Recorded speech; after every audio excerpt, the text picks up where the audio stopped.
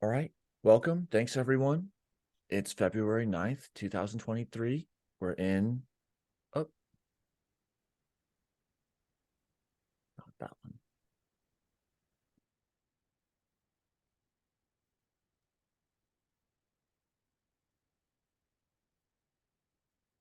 Everything moves around.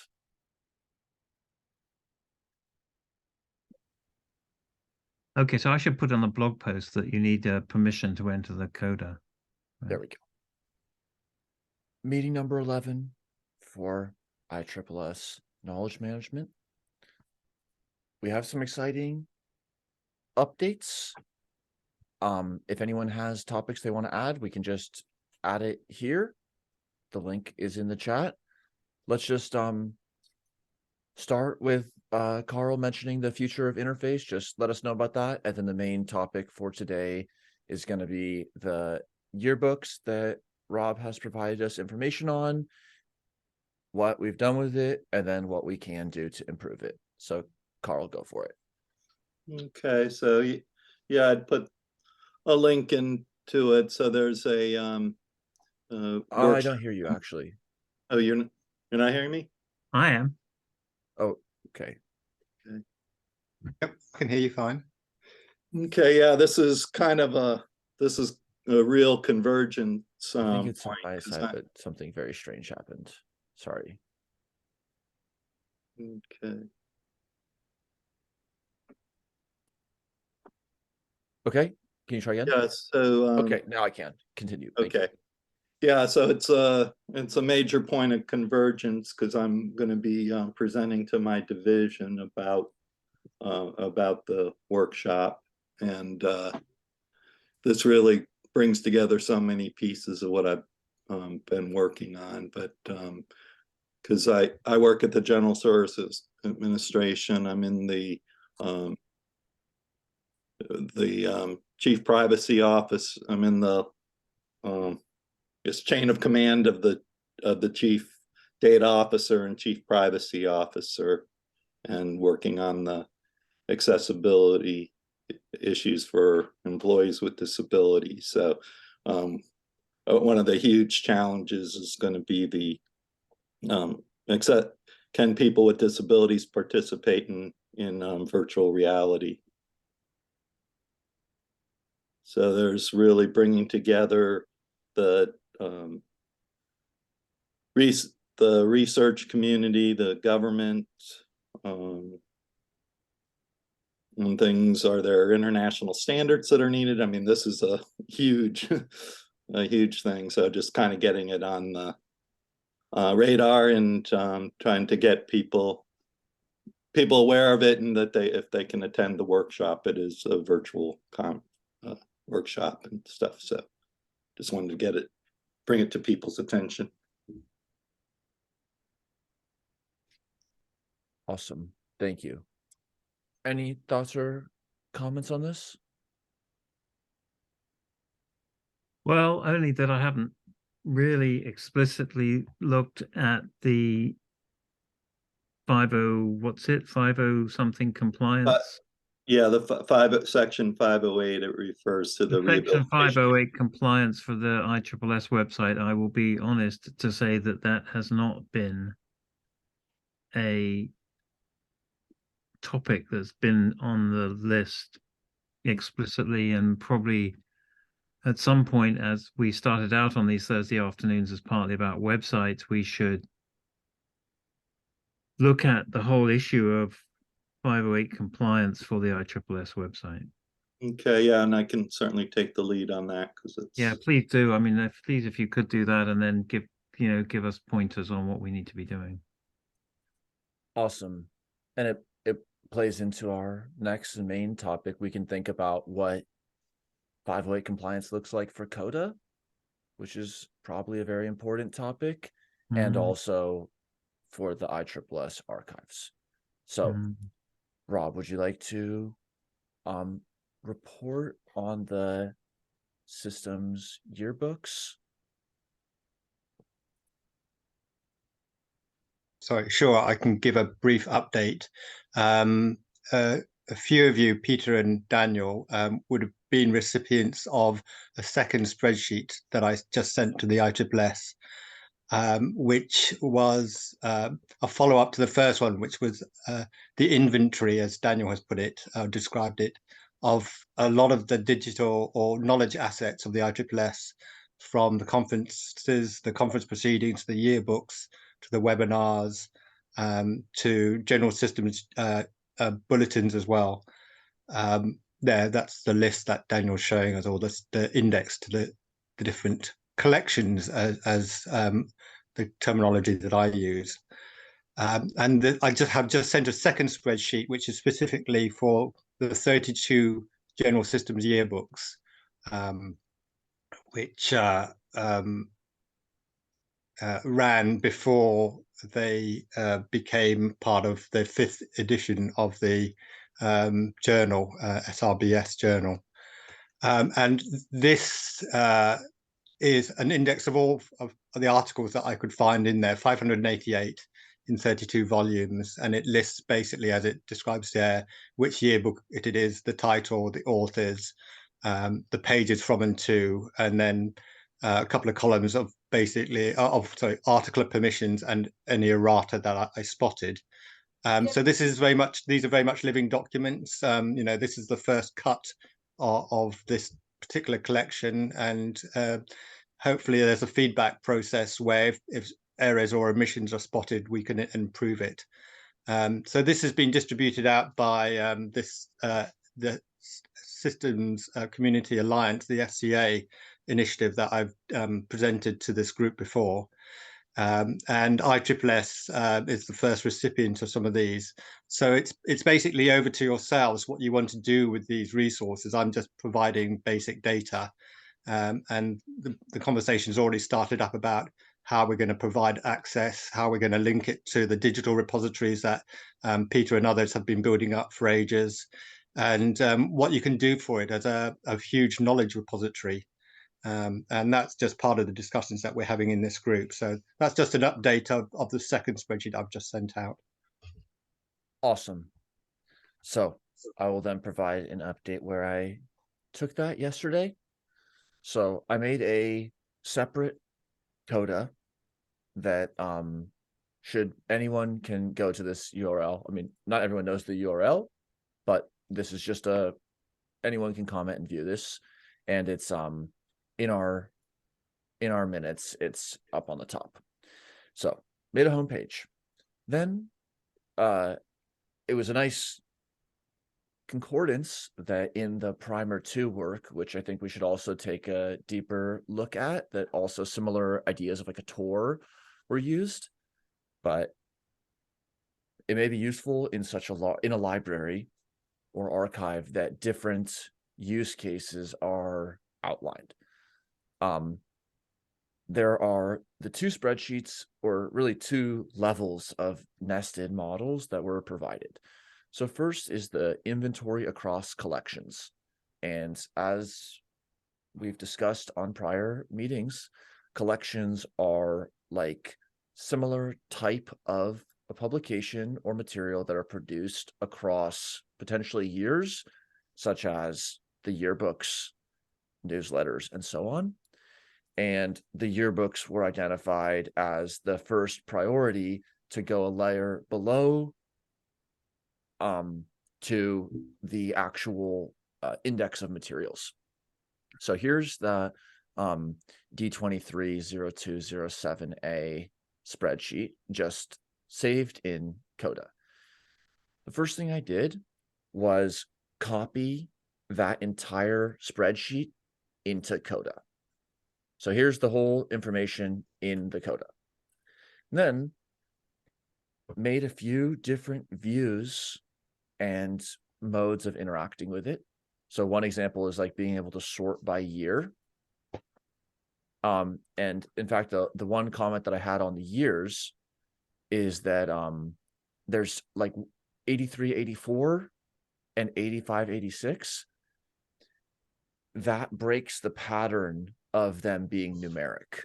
And so it may be worthwhile to just understand that 1986 refers to work produced during a 2-year period, but then it allows the column to be a numeric type rather than a text type. That's a small comment. So that's one view. Here's a detail view where one could scroll through and look more closely, kind of like filing through index cards. And one could search for different terms that are present within different records. And then it's also possible, again, interactively, to look at visualizations like just charts, word clouds. So like here was just a word cloud of the author names. Rappaport 31 times, others less. Here's word cloud of titles. No surprises. And then removing systems general and theory and system. Here's what we have. So these are some of just scratching the surface of like, what about applying systems to social systems? It's like, but that's always been the first focus after the general concept. And those are the kinds of things that we will be able to index through. And then like one can imagine that with digitized material, we can make word clouds and corpus analysis on full text as well. And then where we sit right now is we can talk about different ways to improve this and how to move forward. So George first, and then let's just continue the discussion. Okay. I'm curious on the word clouds, when you removed systems and general and theory and so forth, is there any way to figure out like a history of when these things happen? And here's my sort of hypothesis. The reason theory and well, the word systems, but the theory and all that kind of stuff show up so large is because in the early days, that's what it was really all about. That's what the society was all about. And it would be interesting to see when the social aspect and the human activity system kind of research started to come into play and take a more dominant role. Is there any way to look at that? You want to give a thought, or I can give it even. So here is an example from our analysis using the active inference ontology. So this is on full text, but here we could look like information geometry in this corpus, full text. So it is possible to look at terms usage per year. It's in a slightly different format because what we did here was we have the rows are the paper, so yearbook, and then the columns are the word counts in the full text. And then we know the year that each paper was written. So then that enables this representation. So at this current moment, it's not, the data are not possible, but basically we would just have to make a column corresponding to the term usage, and then just ask, okay, how do different terms get used as a function of the production year of the resource? So it is totally possible and would still be interactable. We don't have the exact right format, but this pipeline applies to any PDFs, any ontology text file that we want to use, any folder of PDFs. We can make these types of visualizations. But the folders of PDFs need to be searchable PDFs. They can't be just image. And I'm not sure, honestly, how many or whether or which of the yearbooks, and never mind the bulletins and everything else, are PDFs of images of the pages and how much they might be searchable text. I don't know the answer to that question. Well, Okay, there's many angles to go, but anyone else wants to just give first thoughts or questions on it? All good questions, and we could probably talk about them for more than the full hour. Yeah, I mean, it's a great way to see it. And I mean, I'm really thankful you did it, Danielle, and what you've done, Robert. Obviously, these are tremendous ways of beginning to gain clearer access to what's been going on. And it's fantastic. And it gives me, well, I'm very pleased to see this development, because it was one thing just to get everything in one place.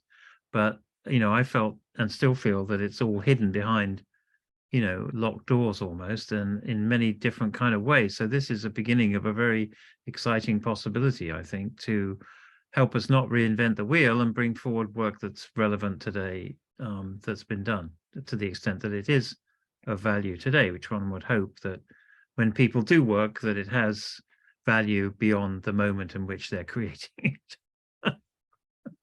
Yeah, and this column, the permission notes, I mean, this is, I actually wondered how you determined all of these. Were they written somewhere? Yes, where they were in the yearbooks themselves, usually at the beginning, to say these permissions have been given to present these particular articles within this particular yearbook. Wow. Wow, Rob, this I'm totally impressed. It does bring a lot of questions. Well, it is. I mean, Robert, it's just an amazing amount of work. And I mean, I do think those permissions, that does raise interesting questions about copyright, because that's one reason I've kept this sort of behind the locked membership requirement, is that at least it keeps it within the domain of controllable viewing by members, which I think was the original intent of the yearbook, where these permissions were granted. But it, to me, the other question, it's unfortunate in a way that, whatever, that this stopped, because I think this was an amazing process by which, a number of members of the society were scanning science in general and selecting key articles or papers from other disciplines and bringing them into the yearbook. And as a process, it's not something that now occurs. It's a lot of work, and I wonder how much value there is in thinking about that, whether it's worthwhile giving any consideration to that within the ISSS or the broader community at large, particularly as I keep hearing these calls for ISSS to be more relevant in society in general, or so on. If you're not doing what they were doing in these instances, then you're not necessarily drawing attention to the system's kind of observations or papers that are existing in other disciplines. So I mean, that's another thought that comes up when you see something like this. Well, it makes me kind of crazy to see that we aren't connecting with things like Complexity Digest, which is amazing. It's amazing stuff that comes out every week, right? And links to important papers, conferences, developments that are happening in the complexity world. And yeah, he does amazing work, and we're not linked to any of that. And to me, without being linked to that, you're not linked to the science. I mean, it's just not, there's too much work going on there. Yeah, it's called currency. How are we relevant today, apart from just dealing with the historical record, which is important, obviously, and very valuable. But how do we then make sure that, anyway, that's another topic for discussion at probably another meeting. I'd like to make a few comments as well along similar themes. I think the ISSS has a huge asset here in this knowledge repository, and being around and collecting it from the beginning of the modern systems movement. And I'm thinking of the Bertalanffy Center when it rediscovered the lost Bertalanffy papers, and they've built that now to be a huge asset for producing research and new papers and revitalizing findings. And I think ISSS has a potential big currency there that it could capitalize on, not to minimize the amount of work that would be needed to bring it up to a world-class level. But also, I would say the ISSS is slightly behind the curve of many other organizations. There's so many other ones now that have got online repositories and are presenting it and making interesting sort of visualizations of it and use cases of it. So there's a big opportunity here, a lot of work, a lot of questions to get it right, but a big opportunity as well. I noticed when in the Sonoma conference that Deborah Hammond ran as president, her keynote speakers were Jeffrey West, Yaneri Bar-Yam. They were, you know, and Fritjof Capra. And these are big names in the systems world. And they brand themselves under different titles, you know, that under complexity, under systems view of life. But these guys are science-based. And if we don't include the work of that within ISSS, then where are we? Now, Fritjof Capra, Janet Singer and I walked in and to lunch at that conference.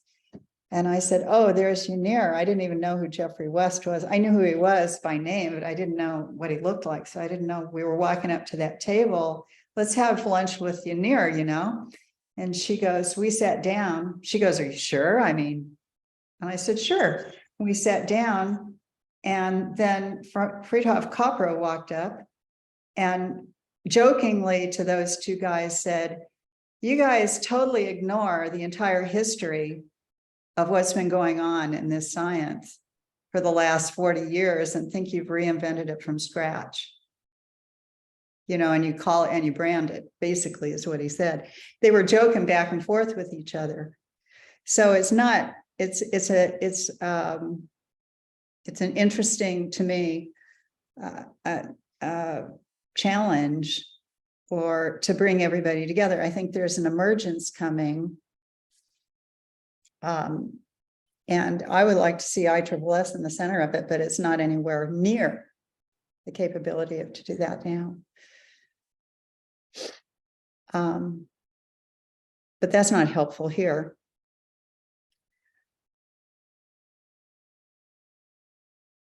I don't know how to make that helpful. I think the way to do it is I think there's a big conversation that needs to take place with a lot of people who are able to think at a little bit of a higher level at the organization as a whole. Thank you, Daniel, who can do that and put it all together. It's an emergent science, right? But our members don't even have the bare bones basics. And we have talked a bit about that with the SCA initiative and a network of custodians of systems information and similar ideas like that to try and bring it all together. Yeah. It makes me think about many angles, but one is like novelty and like there's the novelty surge, the desire, whether for personal sort of gain or just for sheer novelty for novelty's sake in scientific abstracts, like the desire to be new and like the serious engagement with such a large and relevant in the generalities, but they're not going to mention ChatGPT. They're not going to mention this or that recent event. It's like, duh, that's history. And so it takes a mindset shift that it feels like will be scarce/sparse initially to reorient from a novelty and individual oriented view on knowledge contributions into a deeper time and collective view on what knowledge and wisdom and information are, like what we're doing with these texts. Interesting.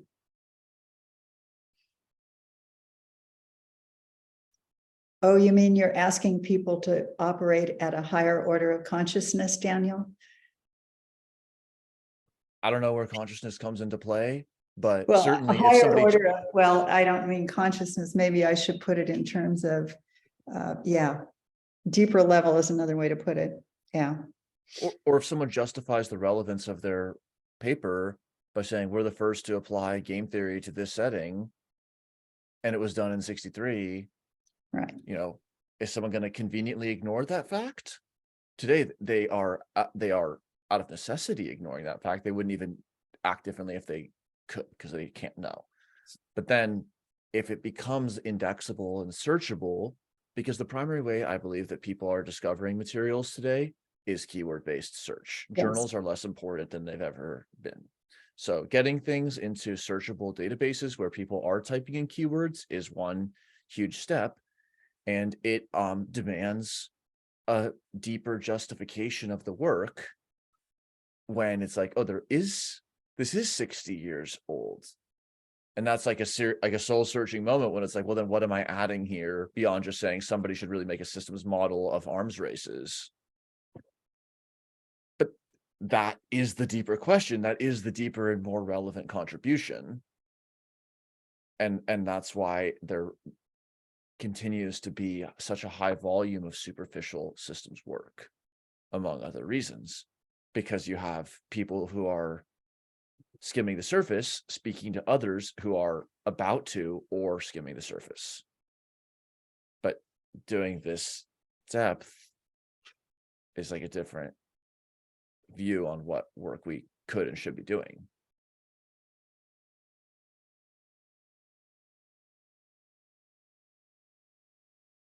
What did they think about intelligent machines 60 years ago?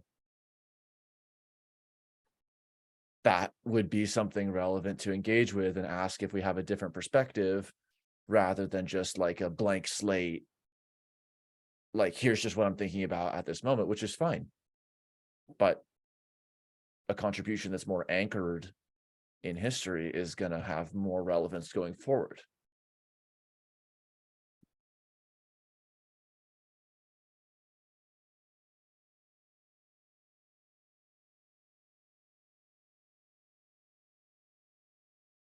And not just history, a body of knowledge that actually grounds what we're looking at, you know. Well, exactly. I mean, I think that was my concern, you know, moving systems literacy forward, is that there is this rich but diverse collections around. And I think Daniel just expressed it quite eloquently, that there's a lot of superficial bouncing around. You know, George made a valiant effort in his 2 books to corral a lot of this and put it in his books, and present it. So those are called Red Book 1 and Red Book 2. okay, Red Book 1 and Red Book 2. Weren't those written by Jung? Oh, I don't know.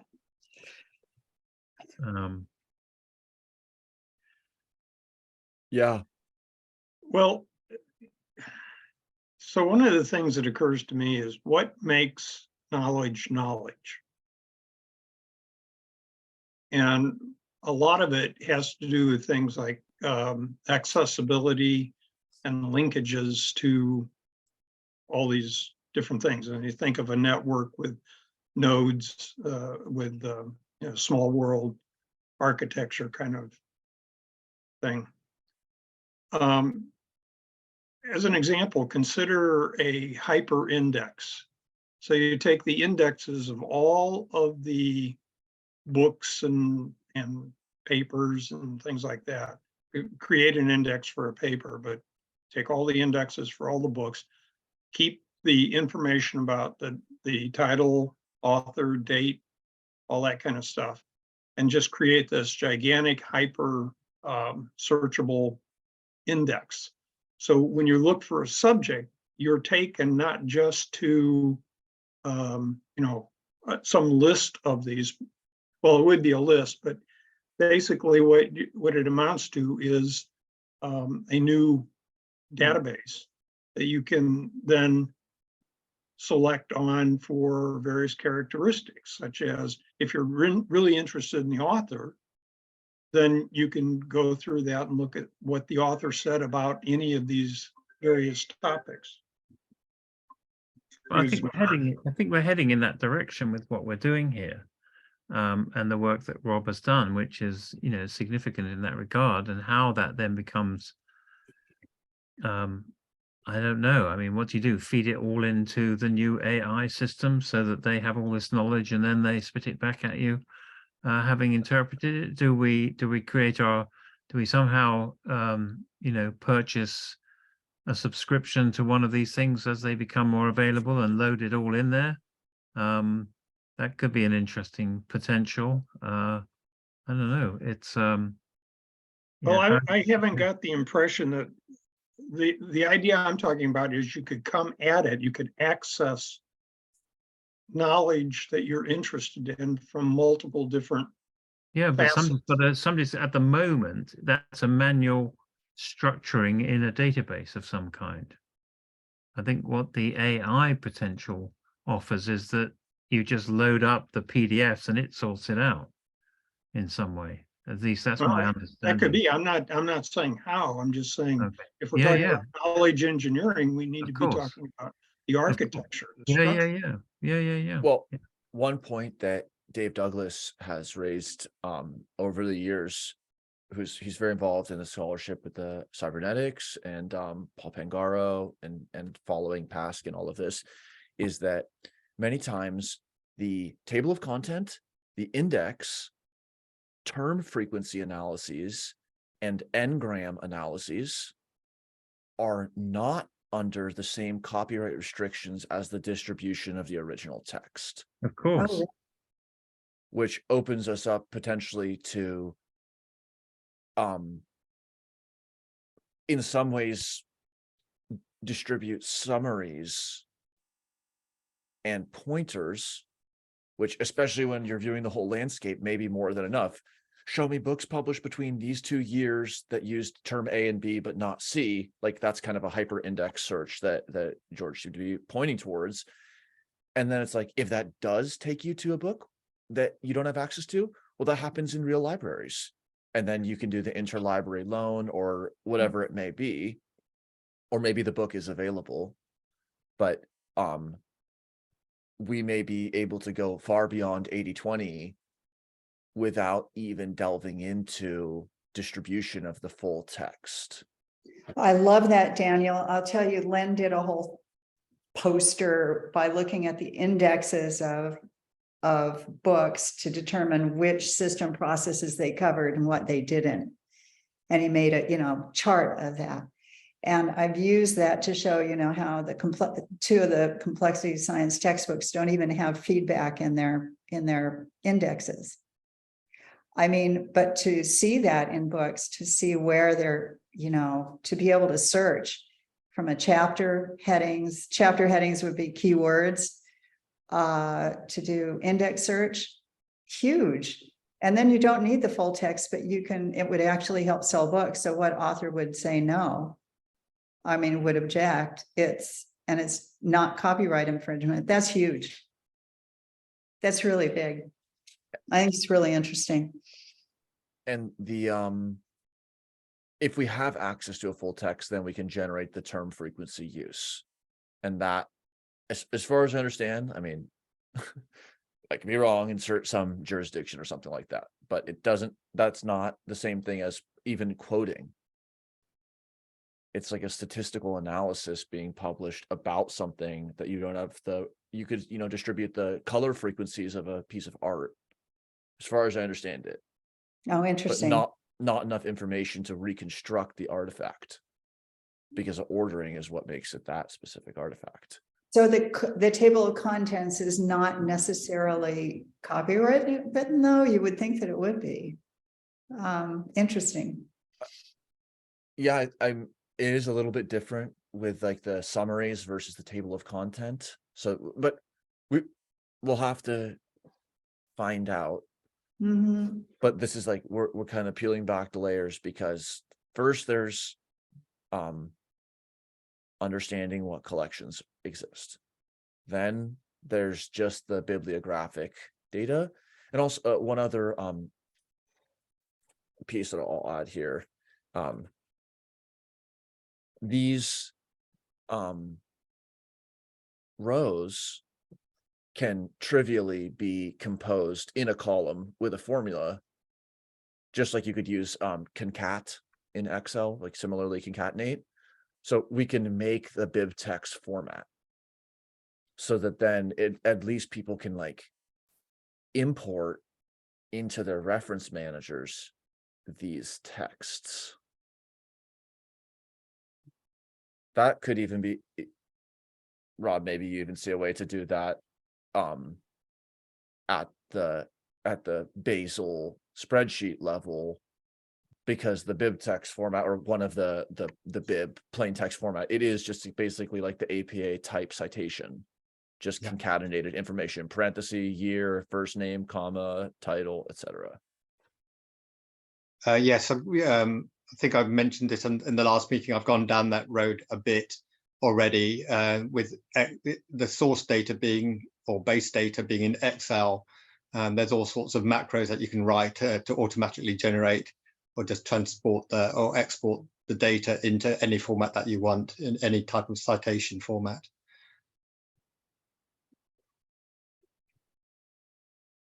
There you do have to get the data cleaned up, because people have different name spellings and different formatting of names, and they change their names. So there does need to be some sort of meta approach to it, but it's achievable, certainly.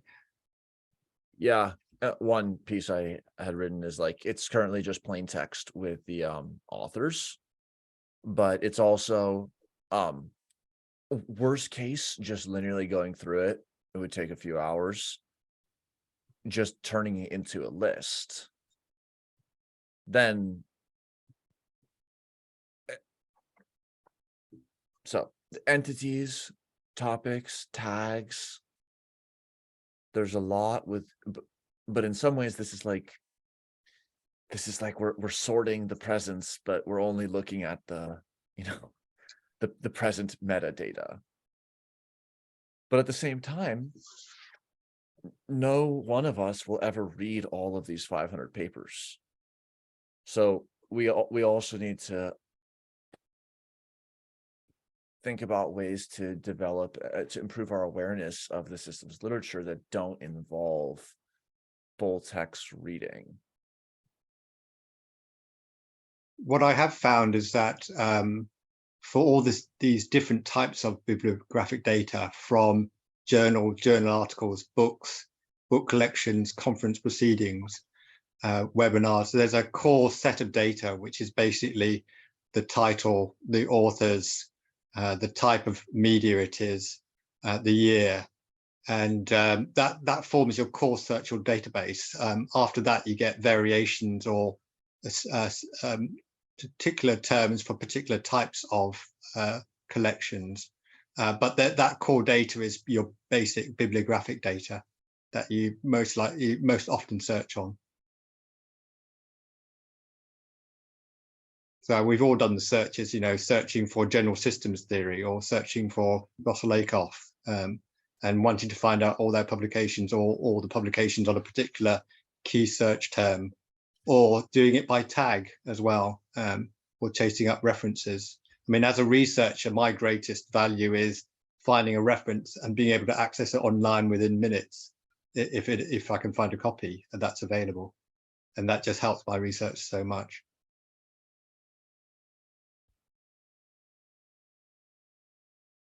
Well, we have definitely a lot to think about.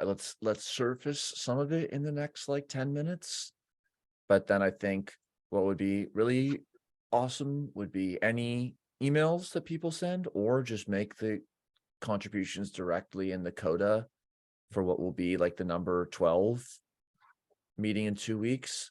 Like, invite some other ISSS colleagues to come in 2 weeks. And like that will be enough time for people to play around and potentially share this interface. But there's like so many angles. There's constraints, like what we can and can't have access to and can and can't distribute.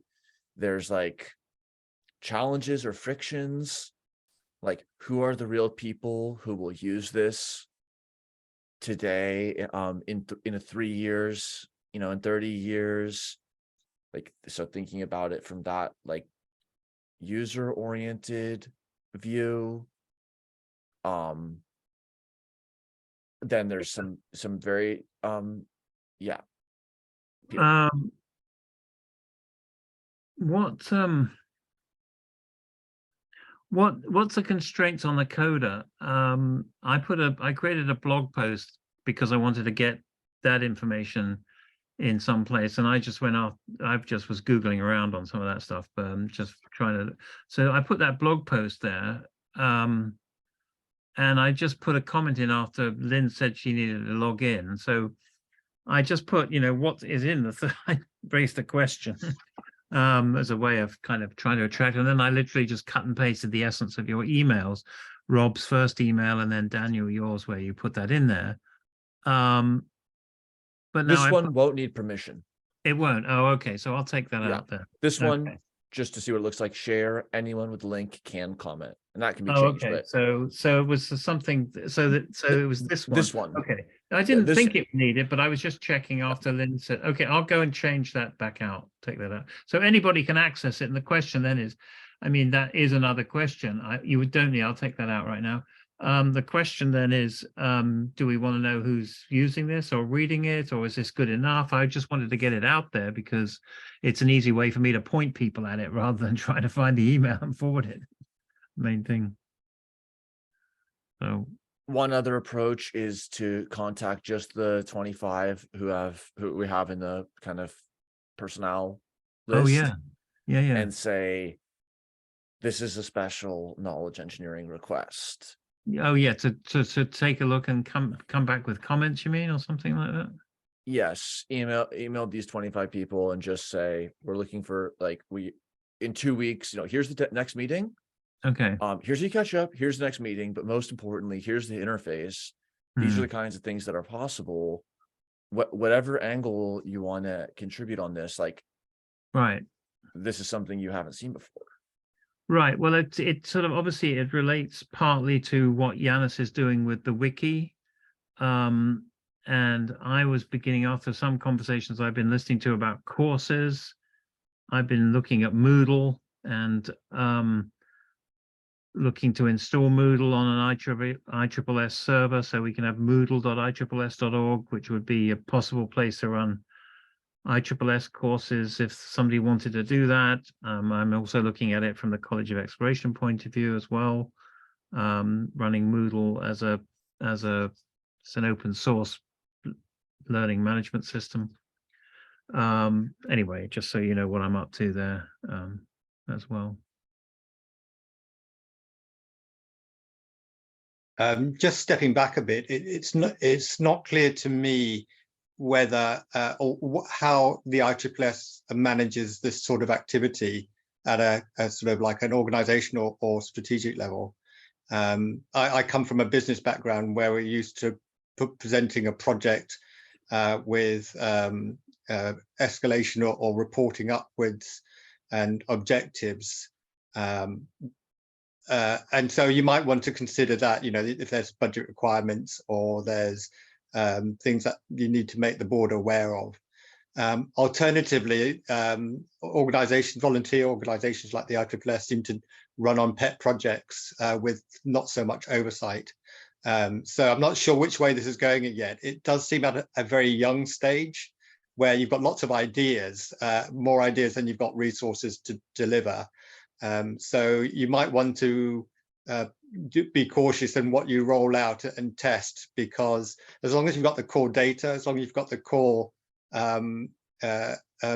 source information, then there's many different ways that you can present it or use it or capitalize on it. You just, you're going to be overwhelmed by the options that you have, really. Well, Daniel and George are both on the board of directors, and so there's a meeting coming up next week, is it? So you can bring it up in whatever way you think is appropriate. Well, I was going to say, according to the bylaws, the procedure is basically, so Daniel's the VP of Education. He's also the chair of an education and outreach or whatever committee. And so as the committee develops ideas, his job is to report that back to the board. If they want to turn it into a project, he has to come with a proposal. And then if they want to turn it into a project, they could discuss how whatever resources are going to be required and take a vote on it. Yeah, there's a budget. Yeah. This is a committee that is in the bylaws, but is not manifest, nor are we here a SIG. This is like just an informal. Well, you could argue this is a committee. I mean, I don't know what suddenly makes something a committee when it isn't. That's a good question. But I mean, this is a working group of people interested in this topic. At what point does it become a committee in that formal sense is a good question. Yeah, there's nothing in the bylaws about keeping a manifest, if you will, exactly, of members. So it's pretty much what happens. My interpretation is pretty much up to Daniel as to who he invites to participate and, guiding the activities, just as he's been doing. The key is, if you want to do a project that's going to require resources, that has to go back to the board. Yeah, I guess the resource that has been scarcest is time.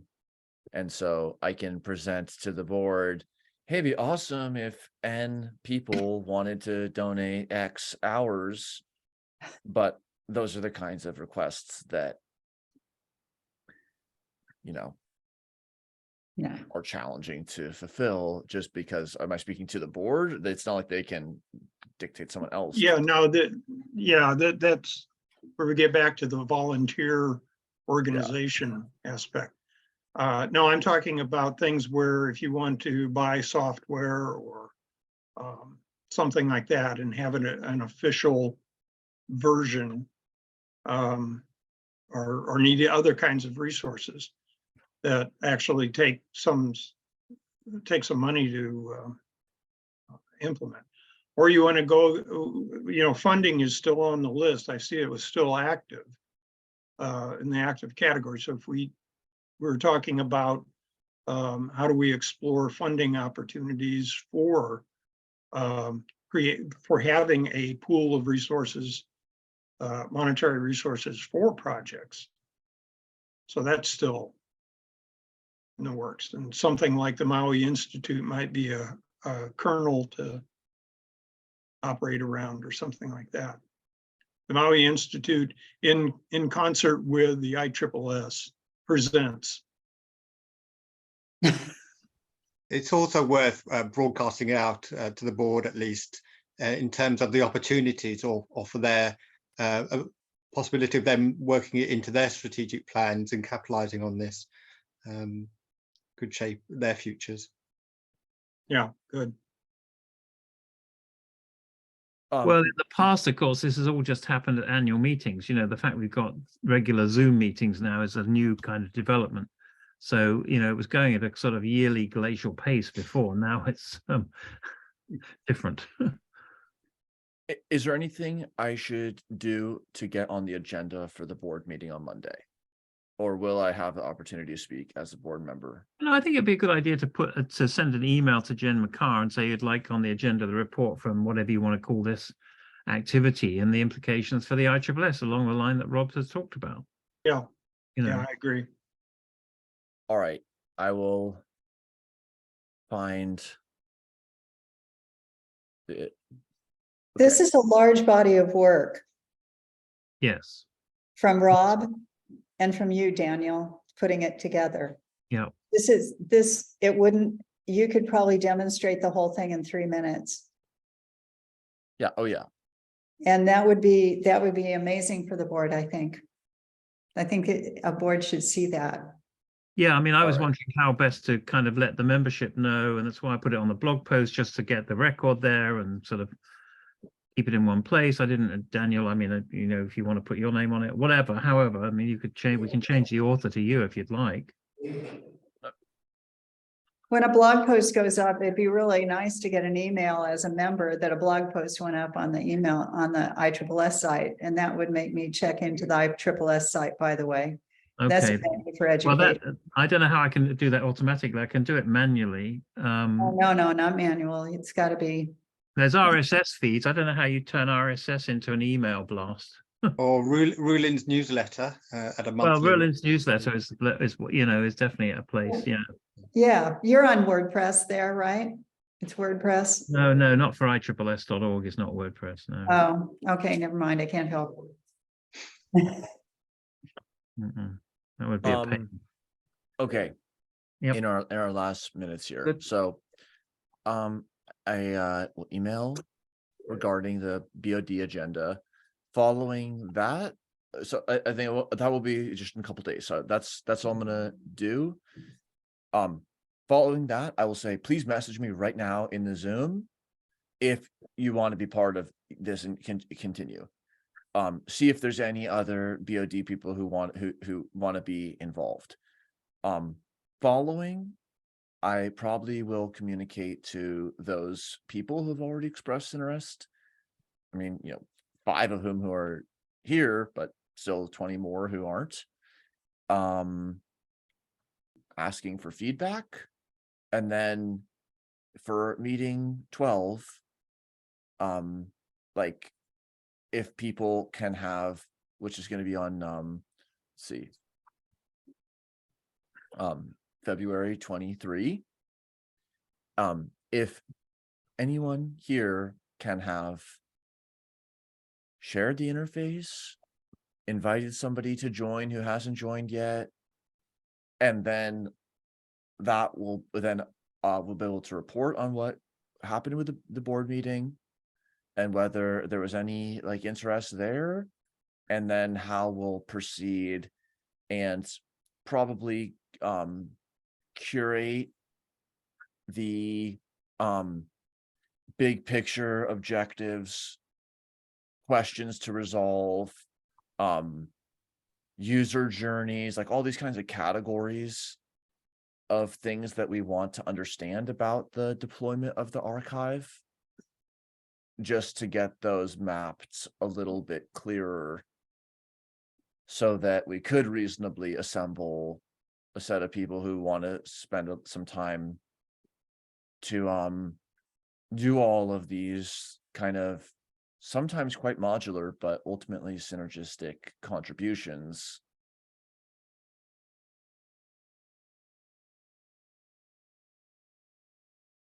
Yeah, blast from the past. 60 years ago today. Yeah. Very good. Well, thank you, Rob Cool. and Daniel. Yes, thank you, Rob. Thank Perfectly everyone. timed. And I'm just so happy that we could dovetail our initiatives here, because it's way beyond what we would have been scrambling. And this is far beyond what we could have done. Yeah. Well, let's keep the pace up. Yeah. All right. Very I'm good. going See to ya. close the meeting.